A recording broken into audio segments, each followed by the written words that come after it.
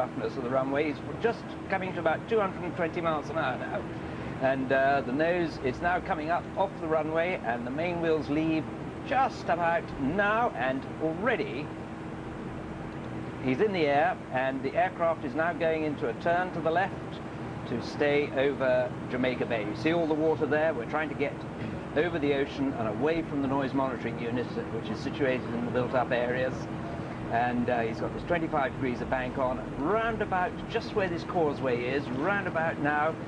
The noise monitoring unit is out on the right, cut out the afterburners, reduce the power to a relatively low power setting where the aeroplane is just able to maintain the speed and just a little bit of rate of climb.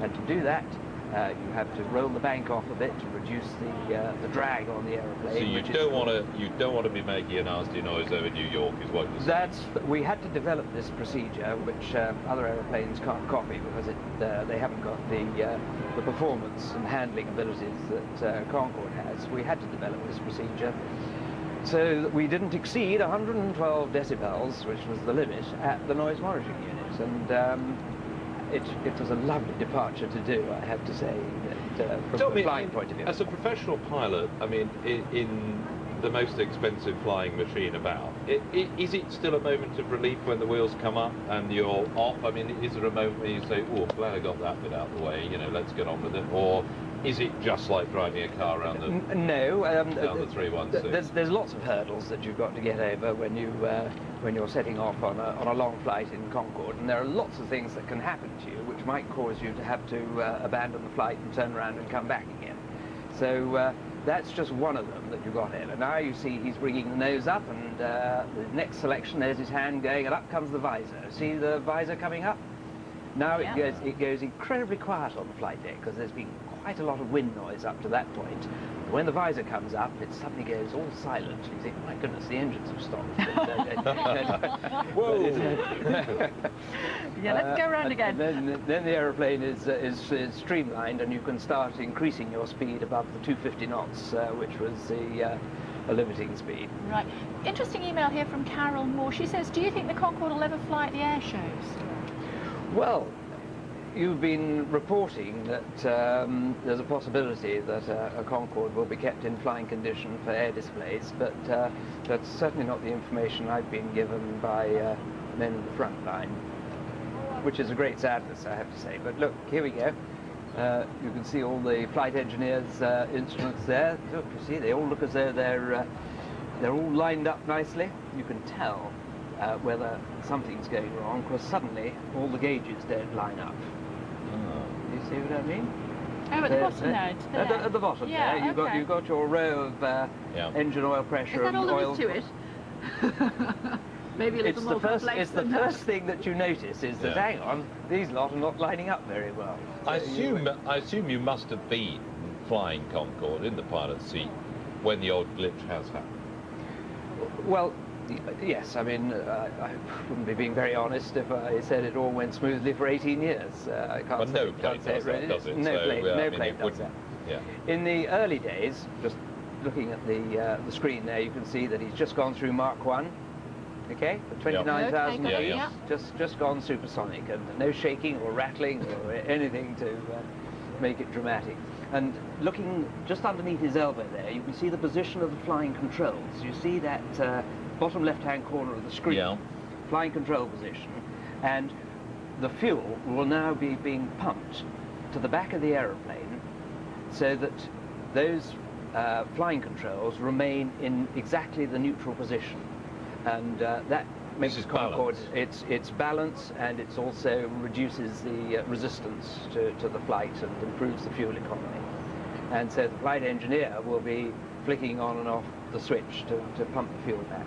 And in fact, the aeroplane flies best with just 1/2 to 1 degree on that little gauge, and 1/2 to 1 degree down.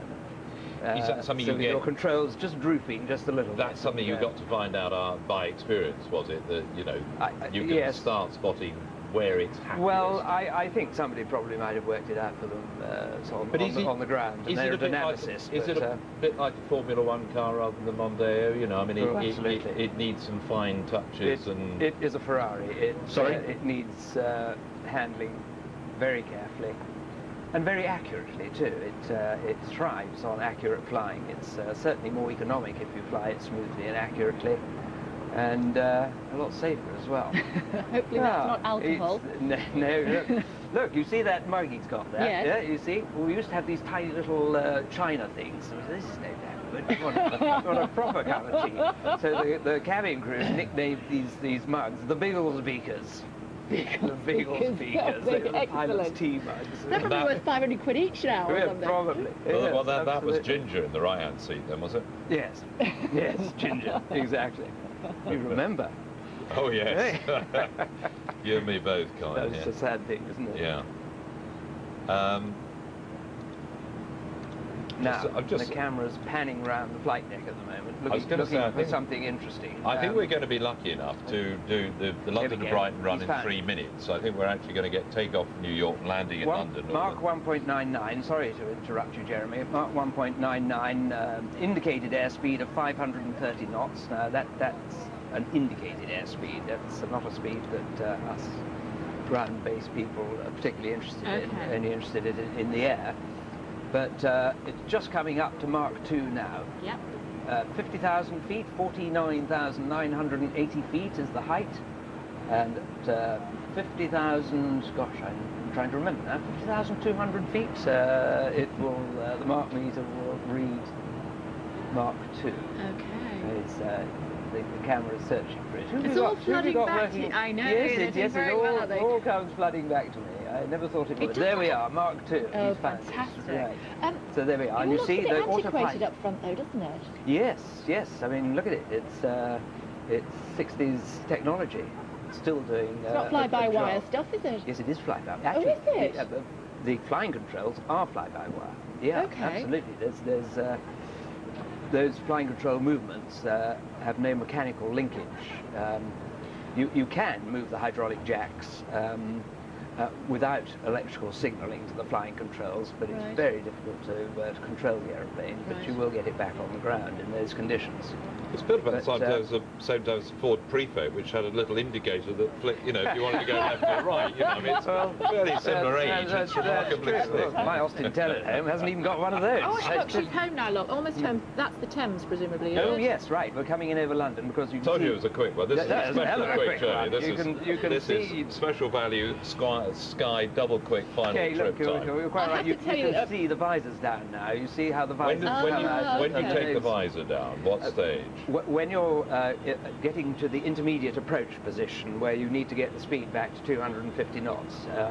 The flying manual says that if you're going to fly below 250 knots, you must have the visor down and the nose in the 5-degree position. So as you come up to the holding pattern or starting the approach, you can see the nose moving, actually. No, I think that was probably the nose going down to the full position, fully down. Then that'll be with the undercarriage down and ready for landing. Okay. And you can see in the bottom left-hand corner of the screen, the other one, the auto throttles. Which I thought you were talking about the other Concorde there. You can see. No. I'm looking at the flight deck. I'm there. I tell you. It's the auto throttles. Yeah. I was speaking to a colleague at the House of Commons. They were telling me that they were all going up onto the roof to watch these 3 Concordes go over all together. Wonderful. I mean, presumably that's not happened before, has it? No. It just shows that really we're all small boys at heart. What does that make you, Kay? Well,